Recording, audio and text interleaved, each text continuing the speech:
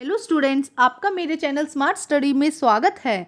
Students, आज हम शिक्षा निदेशालय की तरफ से दी जाने वाली कार्यपत्रक नंबर 20 करेंगे, जो कि क्लास 8th की है और विषय है हिंदी।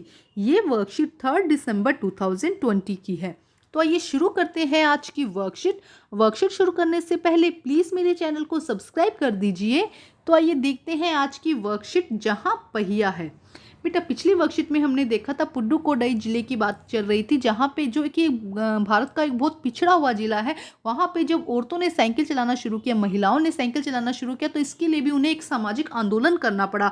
बहुत से लोगों ने इस पे टोंट मारे, भाई ये साइकिल चलाएगी, इस तरह से बहुत उन्हें परेशानी का सामना करना पड़ा, लेकिन फाइनली उन्होंने एक सामाजिक आंदोलन करके साइकिल चलाना शुरू किया। तो आइए देखते हैं आज की वर्कशीट में।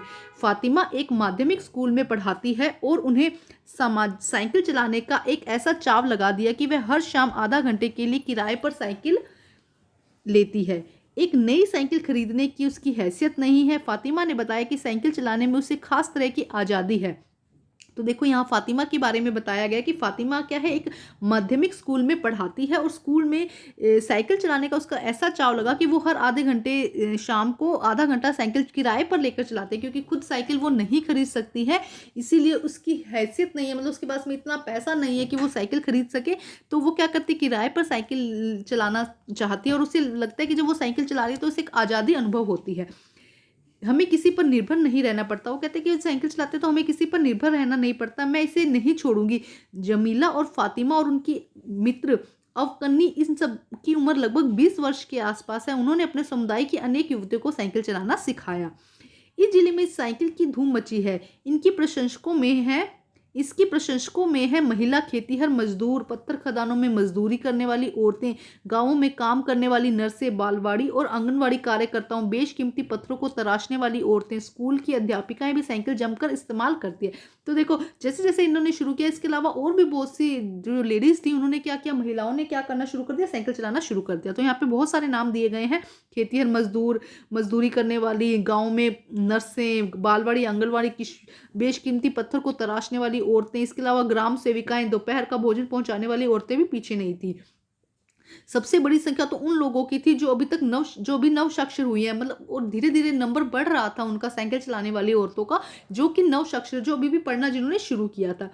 जिस किस नव साक्षर अथवा नई नई साइकिल चलाने वाली महिला से जैसे मैंने बातचीत की, उसने साइकिल चलाने और अपनी व्यक्तिगत आज़ादी के लिए एक सीधा संबंध बताया। उन्होंने कहा कि साइकिल चलाना और एक साइकिल चलाने से व्यक्ति उन्हें क्या हो रही है, एक आज़ादी मिल रही है। क्या हो रहा है, देखो, वो कहीं भी अपनी मर्जी से जा पा रही है, इसके लिए उन्हें कोई दिक्कत नहीं आ रही है, तो उन्हें साइकिल चलाना अच्छा लग रहा था।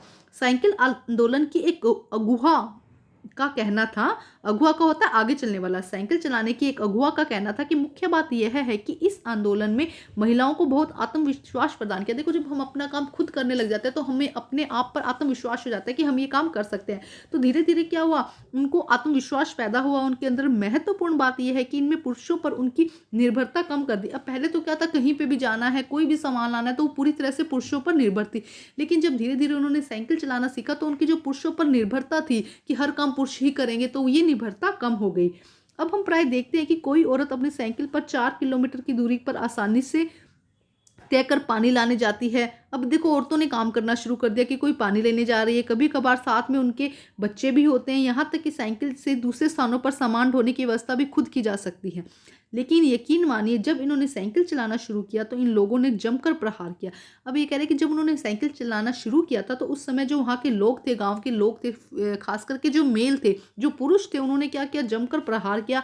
उन्हें झेलना पड़ा। मतलब प्रहार का मतलब है कि उन पर व्यंग कसना शुरू किया, उन्हें टोंटिंग करनी शुरू करी। जैसे कि हमने पिछली वर्कशीट में देखा था कि बहुत सुनाना शुरू कर दिया उनको, गंदी गंदी टिप्पणियां की गई। लेकिन धीरे धीरे साइकिल चलाने की सामाजिक स्वीकृति हो गई। लेकिन धीरे धीरे क्या हुआ, जब लोगों ने जो महिलाएं थी, इन्होंने इसको शुरू रखा, बात सुनकर अगर कोई कह रहा तो उसे अनदेखा किया और इसको कंटिन्यू रखा, तो फाइनली जो समाज था उसने इसको स्वीकार लिया।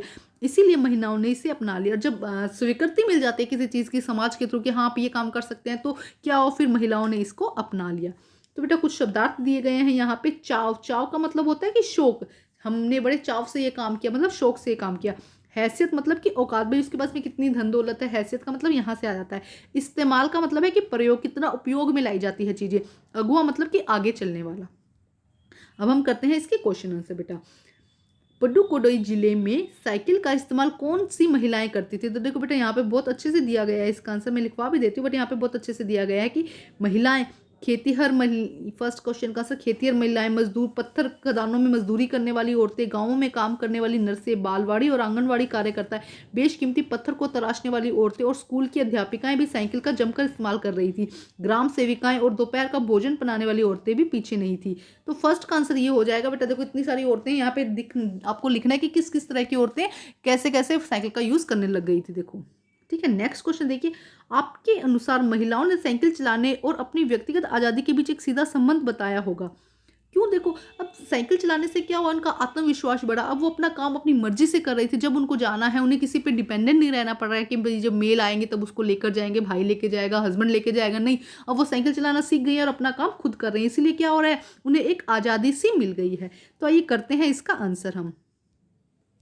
तो देखिए बेटा आंसर नंबर 2, साइकिल चलाने से पुडुकोट्टई की महिलाओं को आज़ादी का अनुभव इसलिए होता होगा क्योंकि साइकिल पर सवार होकर वे घर की चार दीवारी से बाहर निकलती हैं और अपनी मर्जी से कहीं भी आ जा सकती हैं और अपने काम स्वयं कर सकती हैं। इसीलिए वे आज़ादी का अनुभव करती होंगी। तो देखो क्या हुआ, जब उन्होंने साइकिल चलाना सीखा तो घर की चार दीवारी से एक तो बाहर निकलने का उन्हें मौका मिल रहा है और अब उन्हें अपनी मर्जी से, अपने पुरुषों पर निर्भरता नहीं रही है। वो अपनी मर्जी से कहीं भी आ जा सकते हैं, जहाँ उन्हें जाना है वो अपनी मर्जी से जा सकती हैं और अपने काम स्वयं करने लगी। जो काम उन्हें करने हैं उनके लिए वो डिपेंडेंट नहीं है, वो अपने काम स्वयं करने लगी। इसीलिए वो क्या फील कर रही थी, आज़ादी का अनुभव उन्हें हो रहा था। तो देखो ये बेटा सेकंड क्वेश्चन का आंसर। फर्स्ट क्वेश्चन का आंसर भी है बेटा, आप यहां से कर सकते हैं।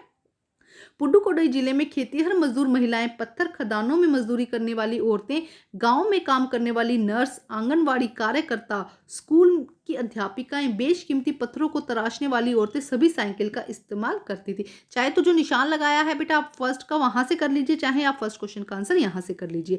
अब हम करते हैं प्रश्न नंबर 3, क्योंकि फर्स्ट ये है बेटा, सेकंड हम यहाँ पे कर चुके हैं, ये सेकंड है। अब हम करते हैं प्रश्न नंबर 3। प्रश्न नंबर 3 बेटा, पुडुकोट्टई की महिलाओं में साइकिल चलाने से आत्मविश्वास और आत्मनिर्भरता कैसे आए होंगे? देखो बेटा जब हम किसी पे डिपेंडेंट नहीं होते, हम अपना काम खुद करने लग जाते हैं तो हमारा आत्मविश्वास और आत्मनिर्भरता अपने आप बढ़ जाती है। तो आइए करते हैं इसका आंसर हम। तो देखिए बेटा आंसर नंबर 3, साइकिल चलाने से पुरुषों पर उनकी निर्भरता कम हो गई। पहले क्या था, जब साइकिल चलानी नहीं आ रही थी तो कुछ भी काम वो पुरुषों के थ्रू ही होना है कि जब कहीं जाना है तो जब उनके हस्बैंड या भाई लेकर जाएंगे तभी, फादर लेकर जाएंगे तभी जा पाएंगे, अदरवाइज वो नहीं जा पाएंगे। लेकिन साइकिल चलाने से पुरुषों पर उनकी निर्भरता कम हो गई। अब वह किसी पर भी निर्भर नहीं है और साइकिल चलाकर अपना कार्य खुद कर सकती हैं, जिससे उनके अंदर आत्मविश्वास और आत्मनिर्भरता आई है। इसी कारण क्या हुआ है, जब हम कुछ काम अपना खुद करने लग जाते हैं तो हमें सेल्फ कॉन्फिडेंस आ जाता है कि हाँ हम ये कर सकते हैं। इसी कारण से उनमें आत्मविश्वास और आत्मनिर्भरता आई है। अब हम करते हैं प्रश्न नंबर 4। तो देखिए बेटा प्रश्न नंबर 4, ग्रामीण महिलाओं के लिए साइकिल आंदोलन शुरू करने से पहले क्या क्या बाधाएं आई होगी, सोच कर लिखिए।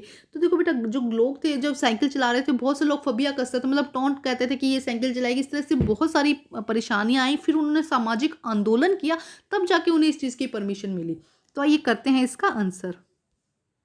तो बेटा आंसर नंबर 4 देखिए, शुरू शुरू में पुरुष साइकिल चलाने वाली स्त्रियों पर फबिया कसते थे। फबिया मतलब कसना, मतलब कि कुछ बातें, जो कड़वी बातें हैं वो बोलना।